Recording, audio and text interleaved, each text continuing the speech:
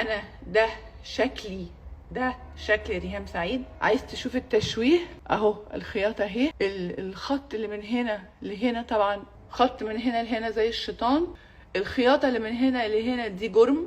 وشها تشوه من عمليات التجميل، وبتقول على نفسها إنها بقت شبه الشيطان. الجمهور معرفهاش ومش مصدق اللي حصل لها، والدكتور بيأكد إنه العملية كانت ناجحة 100%، وإنها كانت جاياله بشكل أصعب من ده. يا ترى إيه اللي حصل للإعلامية ريهام سعيد؟ وهل فعلا الدكتور عمل فيها كده علشان عملت العملية ببلاش؟ تعالوا نقول لكم ايه الحكاية. ريهام سعيد صدمت الجمهور من سعيد بعد ما ظهرت في لايف وملامحها مختلفة تماما، او بمعنى اصح ملامحها أصبحت مشوهة، وده بعد خضوعها مؤخرا لعملية تجميل في لبنان على إيد أكبر دكتور هناك اسمه نادر صعب. وكانت العملية عبارة عن تصليح كل العيوب والمشاكل اللي في وشها علشان توصل لنتيجة مرضية من الشد وحقن الفيلر والبوتوكس. لكن اللي حصل كان غير كده خالص، لأن ملامح ريهام كلها اتدمرت، وده اللي خلاها تخرج في لايف وتحكي اللي حصل لها، خاصة إنه الدكتور طلع وقال إنه راضي على النتيجة 100%، وإنه شايف إن العملية ناجحة بكل المقاييس، رغم إنه بقالها 3 شهور بتتعالج وبتحاول ترجع لشكلها الطبيعي من تاني. وطلعت ريهام في اللايف وقالت: أنا طلعت النهاردة من غير فلتر ولا مكياج علشان أوريكوا العملية اللي الدكتور بيقول عليها إنه راضي عن نتيجتها. أصالة عملت تجميل وطالعة زي القمر،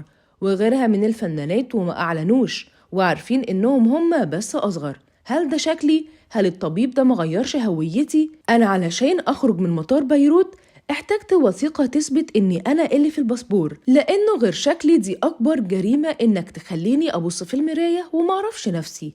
أنا بقالي 11 شهر ساكتة، لكن لما تنشر صور مش ليا وتقول إن العملية نجحت يبقى لازم أتكلم. وكملت وقالت: وصل بيك الإجرام إنك تشوهني وتموت 2 ستات قبلي وتحط صورة لواحدة مختلفة وتقول إنها أنا. ده أنا كنت زي القمر قبل ما أجيلك. مين الست اللي انت حاططها دي؟ والدتك؟ عارف أنا هرفع عليك قضية وهبطلك طب علشان انت بتأذي ناس كتير قوي.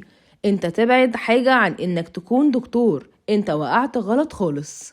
الدكتور كان رد على كل الكلام ده في بيان رسمي واضح وملخصه إن هيتخذ كل الإجراءات القانونية ضد ريهام لأنها بتحاول تشوه صورته.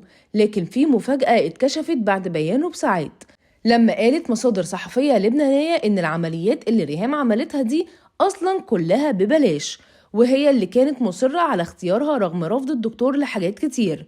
ومقابل العمليات قالت إنها هتعمله دعاية في مصر، وهنا اضطر إنه يوافق وقال لها فرصة كويسة ليا هناك.